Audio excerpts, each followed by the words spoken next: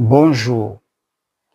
En regardant l'émission Grande Instance qui a été diffusée sur la chaîne de télévision NTV de Blériot Niemek, une émission qui a été diffusée dimanche dernier et dans laquelle le professeur Abou Yono a fait son intervention, je me suis demandé pourquoi les intellectuels camerounais se laissent emporter par la dimension politique des actes du chef de l'État. Parce qu'en effet, le professeur Abou Yono, après avoir planté le décor, a essayé de jouer l'activiste. Et ça, c'est le sort que la plupart des textes, des réformes entreprises par le chef de l'État depuis 43 ans, c'est ce sort que ces textes ont connu. J'ai commis des ouvrages sur chacun de ces textes. Le premier, c'est le statut général de la fonction publique de 94. Ce statut qui marque un tournant important dans la gestion des ressources humaines de l'État, qui transforme l'administration de carrière en administration de postes de travail, n'a jamais été expliqué dans sa dimension épistémologique. Conséquence, aujourd'hui, on n'a jamais appliqué l'administration publique des postes de travail. Le second texte, c'est le texte sur la décentralisation. Le chef de l'État a fait une innovation importante avec le texte sur la décentralisation en donnant une connotation très économique, plus économique que politique, que juridique à la décentralisation. La décentralisation arrêtait d'être tout simplement une forme, mais un moyen de développement qui s'adaptait effectivement à l'administration des postes de travail et qui annonçait la loi portant régime financier de 2007. Celle-là aussi, personne n'a jamais compris quel était le passage épistémologique du budget des moyens vers le budget programme. Jusqu'à présent, on a même fait une régression. Personne n'a jamais appliqué le budget programme. C'est exactement le même sort qu'on va infliger à la révision constitutionnelle de 2026, qui, à mon avis, est une révision constitutionnelle assez historique du point de vue épistémologique. Parce que le professeur Abou Yono a planté le décor. Il a planté le décor en faisant constater que la Constitution de 96 introduit, depuis son article 2, deux types de légitimité.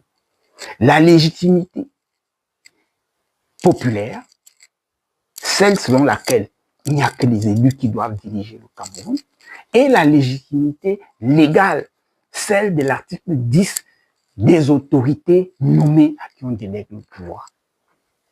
Mais il s'est arrêté là. Il n'a pas voulu constater que la différence entre la Constitution de 96 et la Constitution de 2026, en tout cas les deux réformes, c'est que le président de la République introduit une nouvelle légitimité. La légitimité symbolique, celle qui est le fait de mettre à jour le savoir en matière de légitimité. Parce que ce que le professeur Abou Yono ne dit pas, c'est que nous partons donc de deux légitimités à trois légitimités. Et à ce moment-là, le débat intellectuel devient de savoir est-ce qu'il a raison d'introduire une troisième légitimité du point de vue intellectuel? Est-ce que la légitimité populaire est une légitimité unique? Est-ce que la légitimité populaire est la légitimité infaillible? Est-ce que la légitimité populaire a la primauté sur toutes les légitimités? Nous sommes à ce moment-là au cœur du débat intellectuel. Celui de la primauté des légitimités. Et c'est dans ce débat qu'il faut s'aventurer pour comprendre l'importance de l'avancée au-delà de la dimension politique. Parce qu'en réalité, quand on fait attention, lorsqu'on s'inscrit dans cette logique du débat, on se rend très vite compte que l'innovation introduite par la légitimité symbolique est une innovation majeure. Elle est une innovation majeure, pourquoi? Parce que c'est cette légitimité que nous utilisons tous aujourd'hui.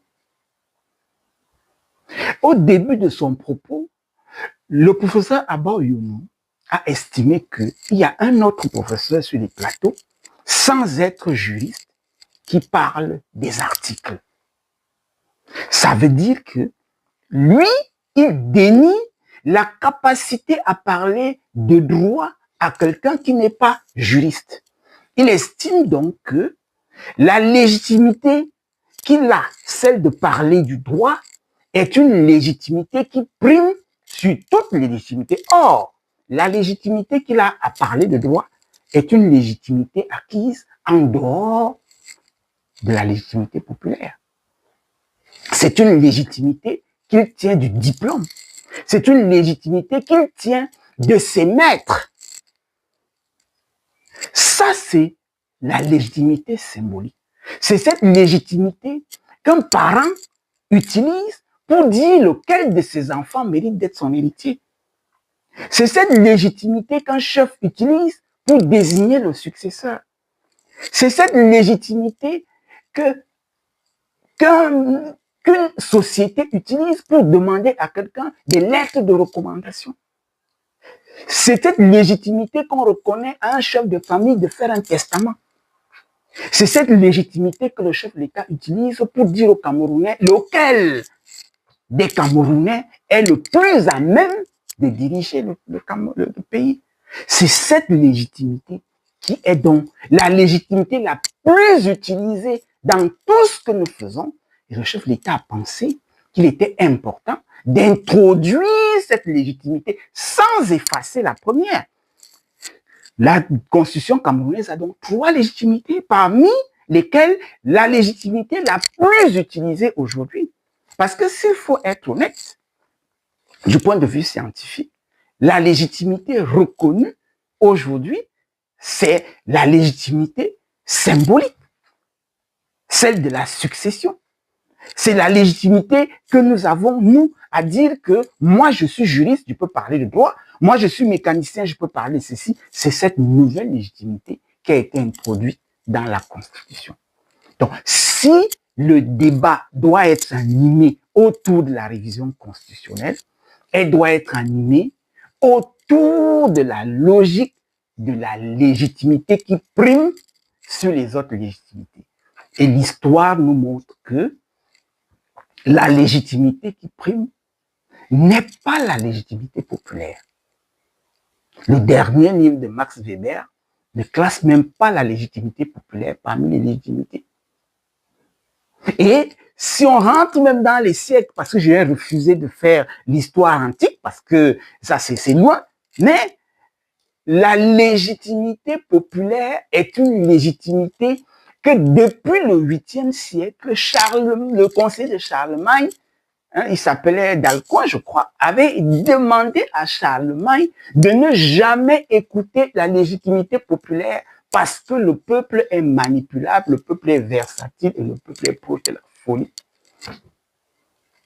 Donc, j'invite une fois de plus ces intellectuels camerounais à regarder du côté de l'innovation, de discuter de l'innovation au lieu d'avoir des partis pris, de s'engluer dans un débat politique, un débat d'activisme qui ne va jamais faire avancer le pays. Je vous remercie.